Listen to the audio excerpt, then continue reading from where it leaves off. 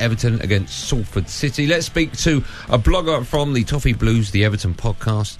It gives me great pleasure to welcome to the show Terry McAllister. Hello, Terry. Good morning to you. Hi, Tom. Morning, lads. You okay? We're good. What's it like being an Everton fan at the moment after just one league performance and already you're thinking, I think we've turned the corner. Is that the case?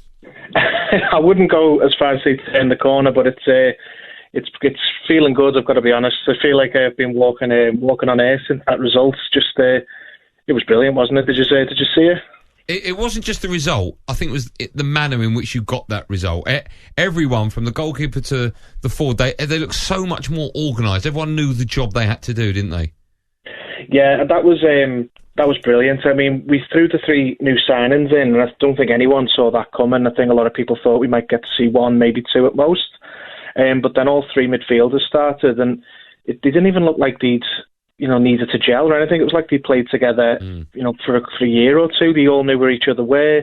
They had good combinations going, and they looked weirdly like a more settled team than Tottenham, who've had the same group of players for a lot longer. But yeah, it was a really good performance. It was a nice surprise, and something that we can hopefully build on. Yeah, James Rodriguez caught the eye because he's a class act. He's very easy on the eye. The way that he receives the ball, his awareness, his understanding of where the defenders are is just brilliant to watch. And Decore, I thought, was outstanding as well. But I just wonder whether you think about Allan could well be the best of the 3 of them. I thought he was brilliant.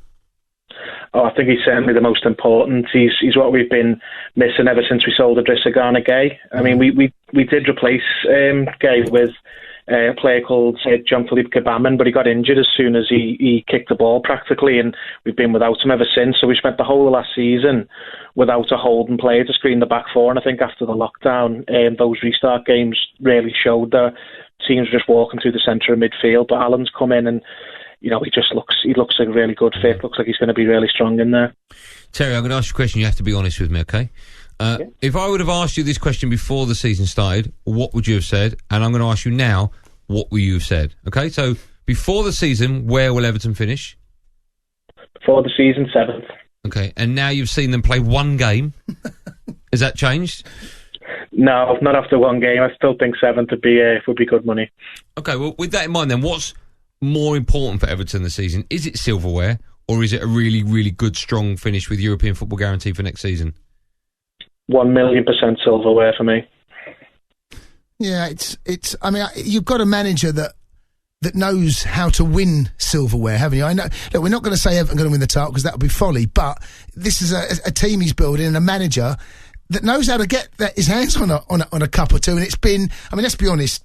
So, of all the teams in the Premier League, the big teams in the Premier League, Everton have been the biggest underachievers for my money. You know, we've seen other teams pick up trophies. When was the last time? Was it 95? 95. My gosh.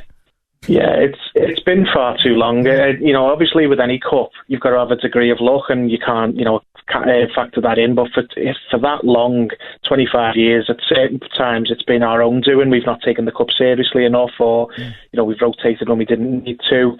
This season's League Cup, the game tonight, I think it's a golden opportunity for the club to finally scratch that trophy itch, because the very big teams in Europe, they're going to have a lot more fixture congestion than normal because they've missed a month of the season. So they might not take it as seriously as normal. So Everton, with this manager and with some of these new players, need to grasp this opportunity and get that trophy in the cabinet. So with that in mind then, Terry, what sort of lineup do you expect from Ancelotti tonight?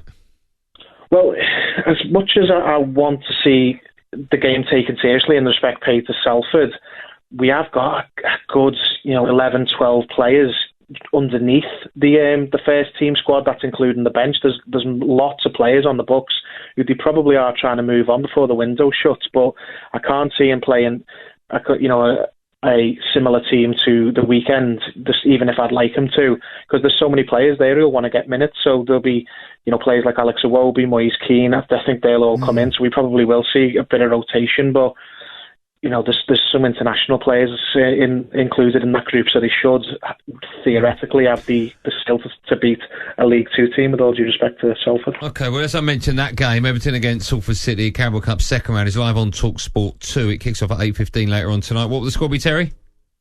I'm going to be bold and say 3-0. 3-0 to who? Everton, probably. I'm only playing. You caught me. Enjoy the game. Thanks for coming on. Thanks, lads. There you go. That's Terry McAllister from the Toffee Blues Everton podcast.